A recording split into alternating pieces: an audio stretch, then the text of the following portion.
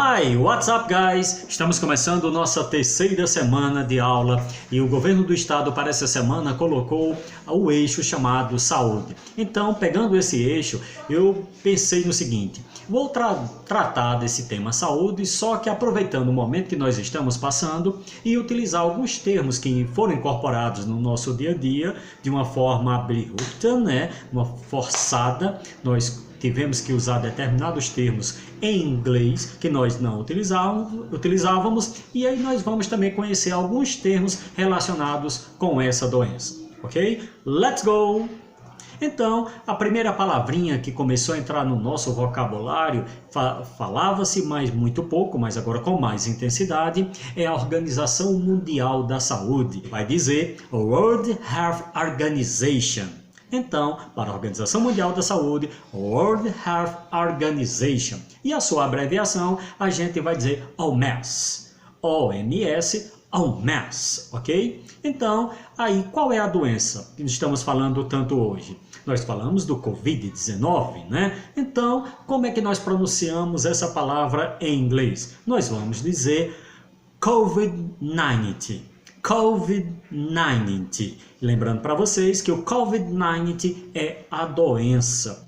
Muitos confundem com o vírus que se chama coronavírus, né? Que em inglês vai ser coronavirus. Coronavirus, ok? Então, conhecendo essa sigla COVID-19, então a gente vai ver qual é o seu significado. Então, o co vem de corona, tá certo? O de virus, quer dizer vírus, e o corona quer dizer coroa. Então, o vírus, coroa, por causa da sua forma se assemelhar a uma coroa, e o letter D, vai significar disease. Disease, que quer dizer doença. Então, ao pé da letra, que significa COVID-19, vai ser doença do vírus coroa ou doença do vírus corona, tá certo?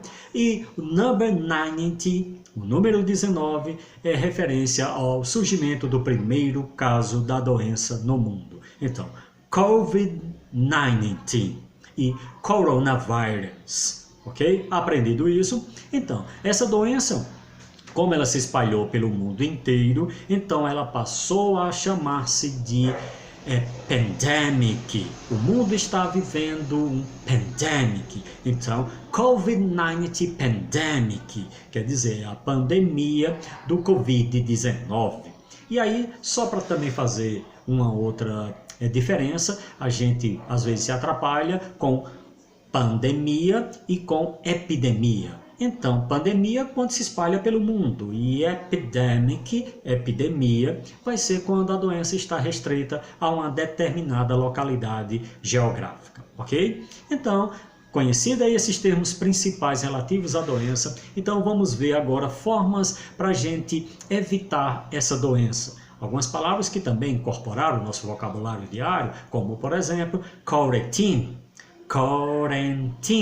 que é a quarentena, né? E o que é essa quarentena? Quarentena é quando uma pessoa vem de viagem, por exemplo, e está sob suspeita que pode estar com a doença, então ela fica reservada sob observação num determinado lugar para que, caso ela esteja doente, ela não contamine outras pessoas. Então, nesse caso, é utilizada a quarantine, mais ou menos por uns 15 dias, ok? E aí, essa medida não surtindo efeito e essa doença se propagando, então é preciso tomar algumas medidas mais fortes que atinjam o maior número de pessoas, que é o nome que a gente vai dizer em inglês, environment.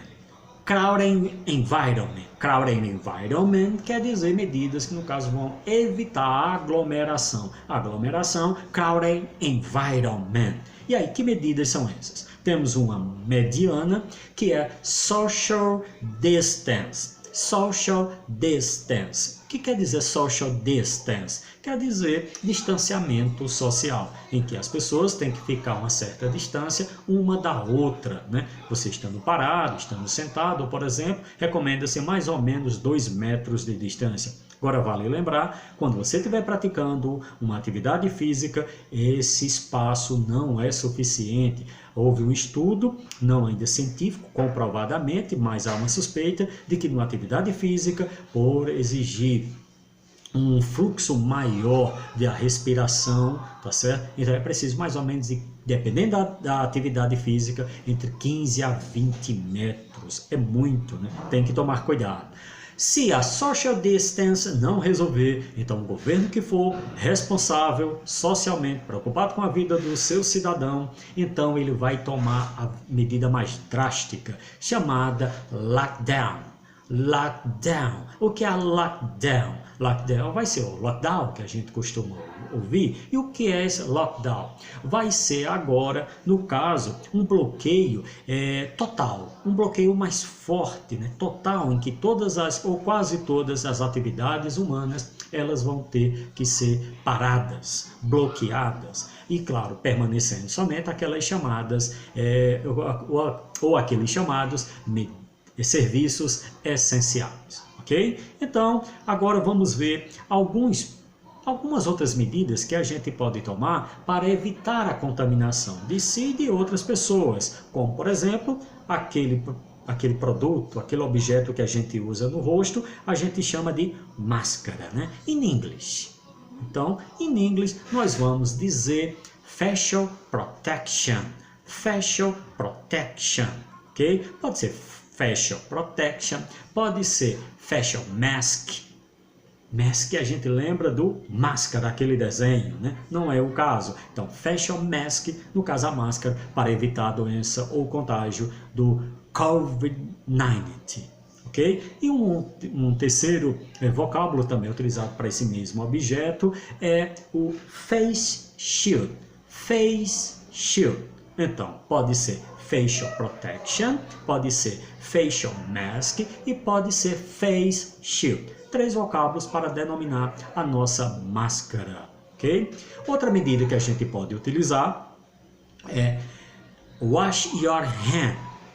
Wash your hand quer dizer lave a sua mão, ou wash your hands, lave suas mãos. Okay?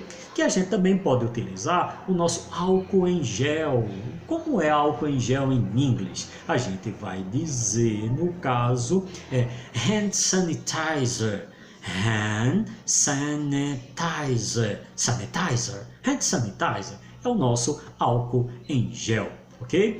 E aí, claro, é uma doença respiratória, o COVID-19, então a gente não pode atrapalhar com a gripe ou com o resfriado comum. Então isso nos leva a imaginar, como é que se diz gripe? Como é que se diz um resfriado comum em inglês? Então, para gripe, a gente vai dizer the flu, gripe, certo? Ou the flu, a gripe. E para resfriado comum, a gente vai dizer common cold, para resfriado comum, ok? E aí, fugindo agora da parte aí da doença, a gente vai para os elementos que estão em sua volta. Uma pessoa doente, acometida infelizmente por este mal, então vai ser necessário que seja levada para o hospital. Hospital. O que é um hospital? O hospital. Lá no hospital, a pessoa vai encontrar o quê? Vai encontrar um ambulance. Ambulance, que quer dizer ambulância. E aí, a ambulância de repente levou, vamos imaginar que foi mais grave, veio buscar em casa e a levou até o hospital. Então levou para onde? Levou para o pronto-socorro. Como é que se diz pronto-socorro em inglês? Então você vai ter emergency ou emergency room, tá certo? Uma das duas formas. Ora coloca esse room, ora não tem necessidade desse room. Então somente emergency. Ok? Lá vai encontrar que profissionais? Vamos encontrar doctor, uma palavra que serve tanto para o médico como para a médica. No inglês não temos essa diferença. Doctor, médico ou médica, que ele é auxiliado por Nurse. Nurse. Nurse também se refere tanto para o enfermeiro como para a enfermeira, tá certo? E no caso a pessoa que está sendo atendida vai se chamar o patient. Patient. Patient vai ser o paciente, ok? E aí, estamos aqui agora, vamos ver algumas frasezinhas utilizadas, né, no nosso dia a dia, que serve de alerta, serve de uma mensagem para a gente se precaver dessa doença. Então, temos uma mais conhecida, é stay home. Stay home. Stay home quer dizer fique em casa, ok? Stay home in English. Fique em casa em português. E aí a gente também, para se acalmar, não ficar nervoso, a gente pode dizer don't panic and stay home. Don't panic and stay home. Quer dizer, nada de pânico e fique em casa. E aí, para trazer uma mensagem positiva para a gente lembra o seguinte, nós vamos superar tudo isso, se Deus quiser. E aqui a gente lembra daquela música We are the champions.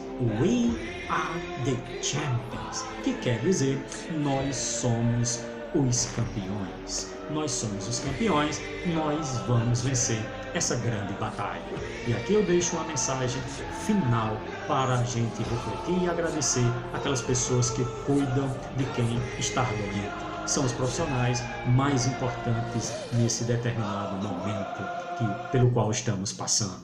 Então, thank you to all amazing people working hard, take care of us and saving lives. Que quer dizer, obrigado a todas as pessoas incríveis que trabalham duro, cuidando de nós e salvando vidas. Ok? See you next week.